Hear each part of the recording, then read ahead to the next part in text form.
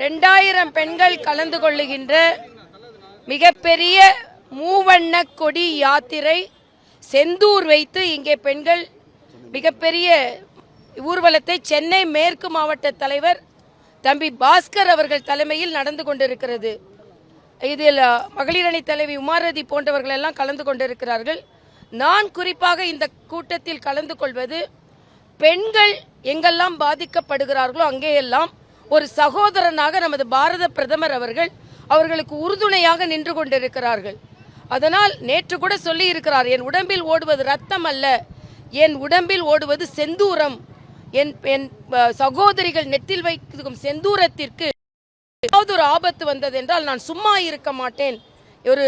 நீங்கள் குண்டை நீங்கள் எங்களுக்கு வீசினீர், பீரங்கியை வைத்து உங்களை எதிர்கொள்வோம் என்று அவர் சொல்லி இருக்கிறார்.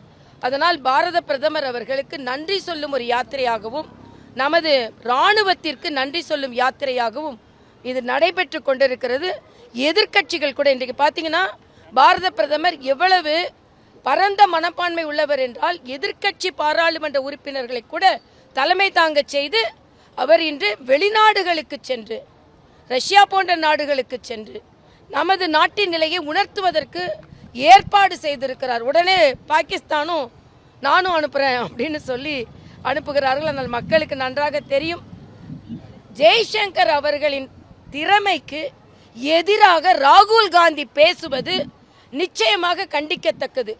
போர் வழிமுறைகளின் வழிதான் அவர் சொல்லியிருக்கிறார். ஒரு நாட்டில், அது முதல்ல சொல்லலை, ஒரு நாட்டில் தீவிரவாத முகாம்களை மட்டுமே அழிக்கப் போகிறோம் என்பதை மற்றவர்கள் பாதிக்கப்பட மாட்டார்கள் என்பதை ஒரு நாட்டிற்கு தெரிவிப்பது போர் வழிமுறை, போர் விதிமுறை. அதைத்தான் ஜெய்சங்கர் அவர்கள் பின்பற்றி இருக்கிறாரே தவிர ஏதோ உளவு சொல்வதை போல அவர்கள் சொல்லிக் கொண்டிருக்கிறார். சொல்லப்போனால் காங்கிரஸுக்கு ஆதரவான யூடியூபர்கள் தான் உளவு சொல்லிக் கொண்டிருக்கிறார்கள். முதலில் ராகுல் காந்தி நம்ம நாட்டை பற்றி வெளிநாட்டுக்கு சென்று தவறான கருத்துக்களை பரப்புவதை நிறுத்த வேண்டும். இல்லை என்றால் காங்கிரஸ் தலைவர்கள் அவருக்கு வலியுறுத்த வேண்டும் என்று நான் கேட்டுக்கொள்கிறேன்.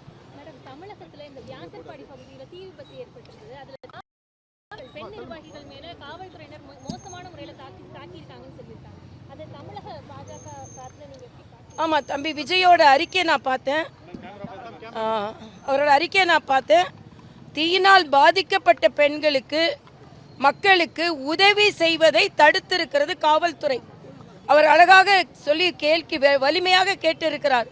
என்ன கேட்டிருக்கிறார் என்றால், தமிழகத்தில் நடப்பது மக்கள் ஆட்சியா இல்லை என்றால் பாசிச ஆட்சியா? இதற்கு திராவிட முன்னேற்ற கழகத்தை சார்ந்தவர்கள் பதில் சொல்லி ஆக வேண்டும். முதல் முறை இல்லை, நாங்கள் மும்மொழி கொள்கைக்கு ஆதரவாக கையெழுத்து வாங்க போனது போது கூட எங்களை கையெழுத்து வாங்க விடாமல் 3 மணி நேரம் வெயிலில் நிற்க வைத்தார்கள். நாங்கள் அடிபணியாமல் கையெழுத்து வாங்கிவிட்டு தான் பின்பு அந்த இடத்தை விட்டு நகர்ந்தோம். தொடர்ந்து திராவிட முன்னேற்ற கழகத்திற்கு ஒரு பயம் இருக்கிறது. எதிர்க்கட்சிகள் என்ன நடவடிக்கை எடுத்தாலும், என்ன போராட்டம் அறிவித்தாலும் உடனே அதற்கு அனுமதி மறுக்கிறார்கள். இது கண்டிக்கத்தக்கது.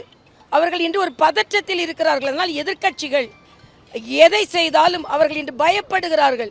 தங்களை பற்றிய மோசமான ஒரு ஆட்சியை பற்றி மக்களுக்கு தெரியப்படுத்தி விடுவார்கள் எதிர்க்கட்சியினர் என்று பயப்படுகிறார்கள். அண்ணன் ஸ்டாலின் பதற்றத்தோடு இருந்து கொண்டிருக்கிறார். டெல்லிக்கு போகும்போதும் பதற்றம், வந்த பின்பும் பதற்றம், போவதற்கு முன்பும் பதற்றம், ஒரே பதற்றம். இன்னைக்கு டாஸ்மாக் ஊழல்கள் ஏதோ நடக்கிறது என்று மதுரை உயர்நீதிமன்றம் சொல்லி இருக்கிறது. டாஸ்மாக் முறைகேடை பற்றி பத்திரிகைக்கு பேட்டி கொடுத்த ஊழியர்களை நீக்குவோம் என்றால், பத்திரிகைக்கு பேட்டி கொடுத்த ஊழியர்களை நீக்குவோம் என்றால் முறைகேடில் ஈடுபட்டவர்களை என்ன செய்வது? ஏதோ டெல்லி உச்ச நீதிமன்றம் விடுமுறைக்காக இடைக்கால தடையை கொடுத்தது, ஏதோ டாஸ்மாக்ல இருந்து இவங்க ஊழலே இல்லாமல் வெளிவந்ததை போல நாடகம் ஆடிக்கொண்டிருக்கிறார்கள்.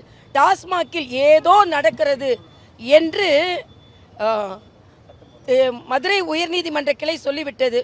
ஸ்டாலின், அண்ணன் ஸ்டாலின் கேட்குறாங்க, எதிர்க்கட்சி தலைவரின் கருத்தை பற்றி என்ன நினைக்கிறீர்கள்? அரைத்த மாவையே அரைத்து கொண்டிருக்கிறார் என்று.